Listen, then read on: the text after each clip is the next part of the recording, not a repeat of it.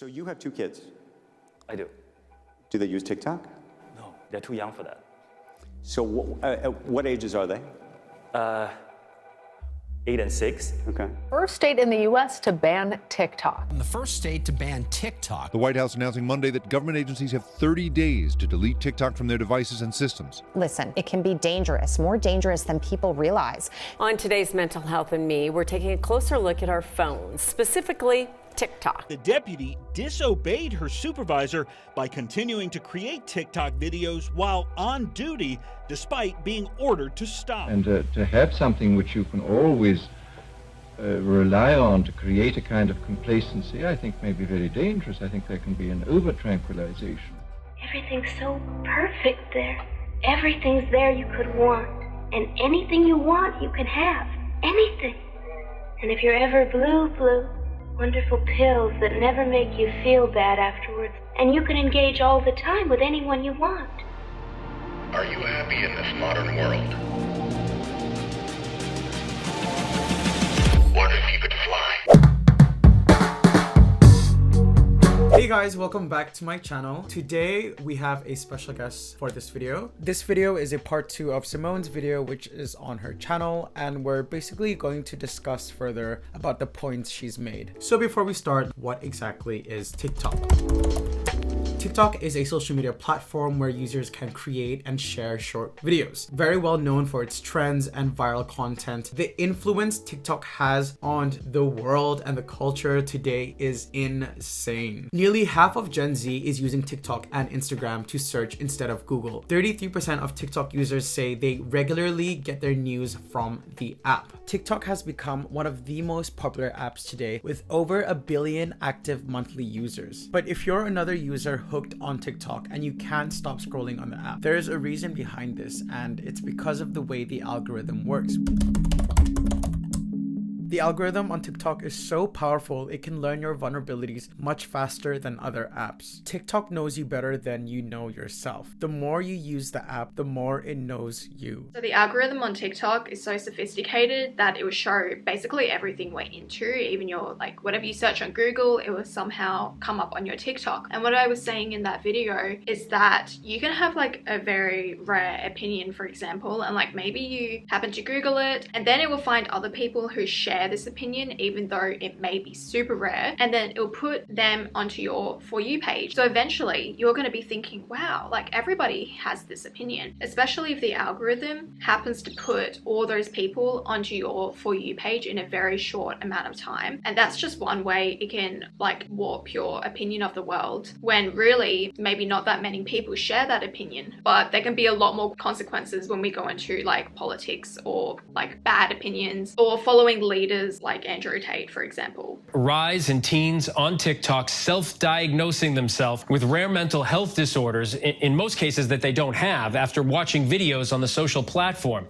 So if a TikTok user likes a video that glorifies depression, the app will keep pushing more content like that, which will most likely worsen the person's depressive state. The algorithm could encourage those extremist thoughts to seek out even more extreme content. One experiment revealed that self-harm content was being promoted to 13-year-old TikTok users within 2.5 minutes of signing up for a new profile, and eating disorder content within 8 minutes. This is what happens when the algorithm identifies vulnerability and sees it as a way to keep users on the platform longer. For some parents, they're reporting their kids don't have the attention span to even sit through a movie anymore, let alone read.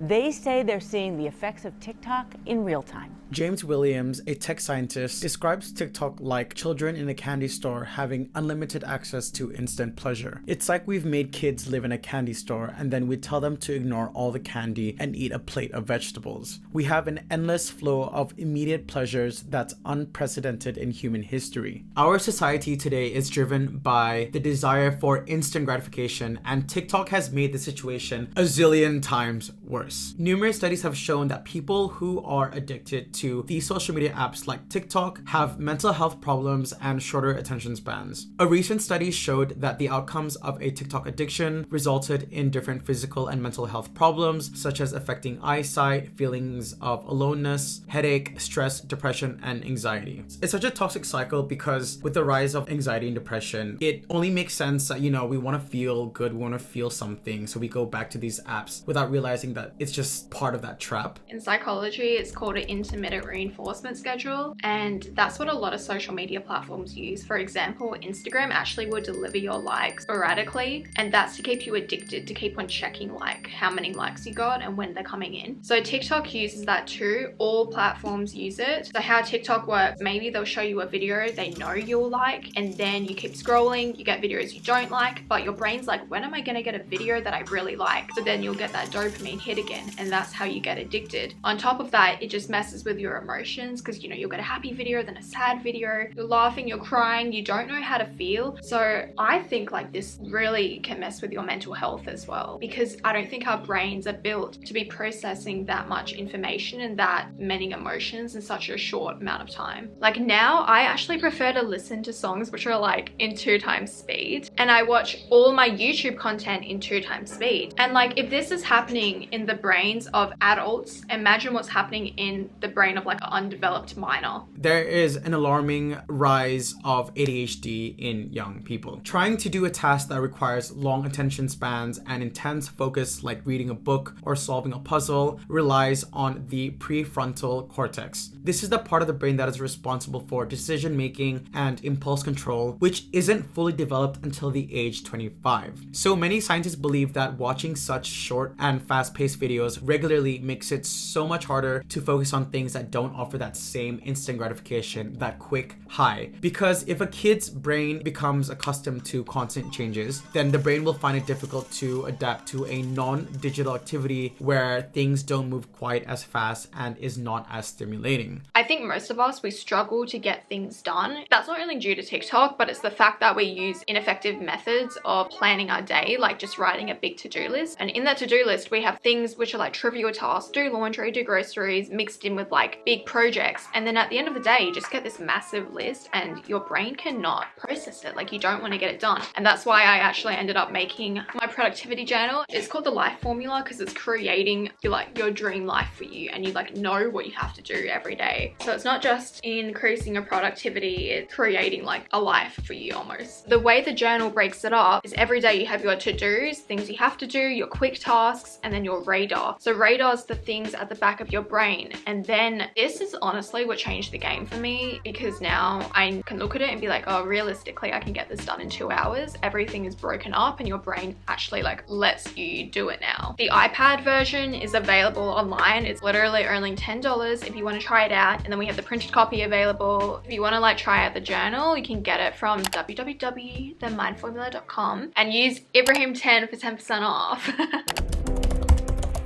The way young people are consuming video on TikTok, it's so different from any of the other video sharing apps that they wanted to see if this is indeed leading to a straight up addiction. Research shows us that loneliness is on the rise and worsened because of apps like TikTok. But what we might not realize is that loneliness is deadly. A lack of human connection can actually be more harmful to your health than obesity, smoking, and high blood pressure. So I talk about this in my videos all the time to my audience. So if you're one of those people who are using, I'm an introvert, I hate people, to not go out and get social interaction, you are harming your health. So you need to like get social interaction. Loneliness is such a killer. Also, comparably, not sleeping enough has a high mortality rate. And these can all be linked back to social media as well, and just being addicted to being on your phone instead of going out and like experiencing the world. A lot of the employees at these social media companies, and the people who especially who know how the algorithms work, they do not allow their children and family members to use the app because they know how detrimental it is.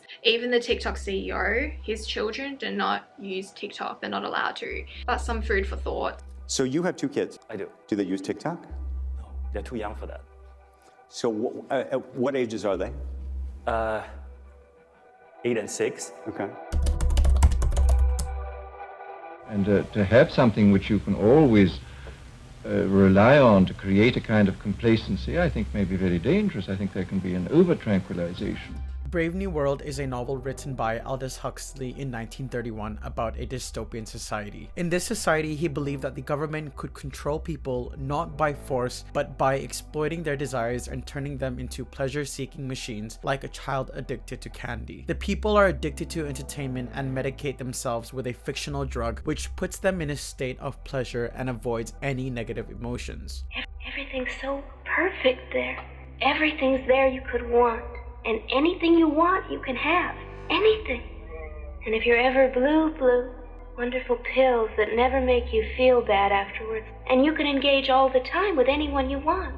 The resulting state of them constantly being high and relaxed, blurring the lines between fiction and reality, allows the government to take their rights away. The TikTok addiction and the society in the novel can be seen as examples of mass control and manipulation. Given how apps like TikTok can make people on the app do silly or even terrible things, it's not hard to imagine how TikTok can be used as a weapon, not by causing pain, but by causing constant pleasure. This can incapacitate people just as much as pain would, making TikTok a potential threat to an entire generation. We've gotten so used to an exciting atmosphere that makes the normal real world seem so boring. There's too much entertainment and instant gratification everywhere that it's easy for us to get lost in this fictional world for hours every day, making it impossible to break free from this cycle of mindless scrolling. If millions of people keep watching hours of pointless content every day, their minds will be filled with junk. TikTok is a slow killer. Being unable to escape from our distractions will cause us to forget how to think, be critical, and empathize, making it easier for us to blindly follow what we're told.